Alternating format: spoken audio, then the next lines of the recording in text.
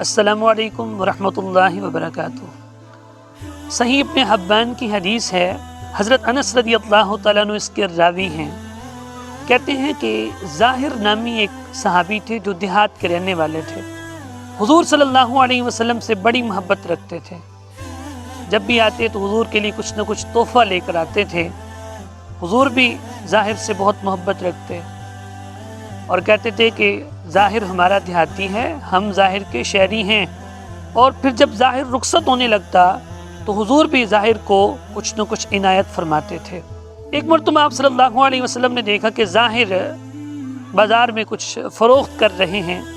आप गए और जाके चुपके से पीछे से जाके ज़ाहिर की आंखों पे हाथ रख लिया। और ज़ाहिर कुछ ज़्यादा खूबसूरत नहीं थे, रंग काला था। आपने फरमाया कोई है जो इस गुलाम को ख़रीदेगा? तो कहने लगे या रसूल अल्लाह, मुझे बेच के आपको क्या हासिल होगा? आप सल्लल्लाहु अलैहि वसल्लम ने फरमाया ज़ाहिर तुम बहुत कीमती हो, अल्लाह के यहाँ तुम्हारी बड़ी कीमत है।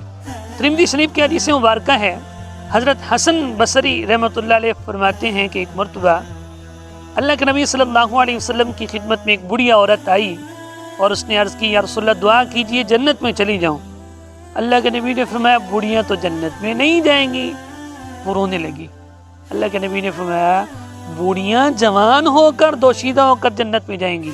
तिरमिज़ी शरीफ की हदीस मुबारका है, हज़रत अनस बिन मालिक रज़ियल्लाहु तआला अन्हु इसके रावी हैं। कहते हैं कि एक मरतबा एक सहाबी अल्लाह के नबी की खिदमत में हाजिर हुए और अर्ज़ किया या रसूल अल्लाह एक सवारी चाहिए थी। अल्लाह के नबी ने फरमाया मेरे पास ऊँटनी का बच्चा है। मज़ाहन कहा, उसने कहा या रसूल अल्लाह मैं ऊँटनी के बच्चे पे कैसे सवारी करूँगा? अल्लाह के नबी ने फरमाया हर ऊँट ऊँटनी का बच्चा ही तो होता है। ये मिजाज नबूवत है। अल्लाह रब्बुल इज़्ज़त समझने की तौफीक अता फरमाए।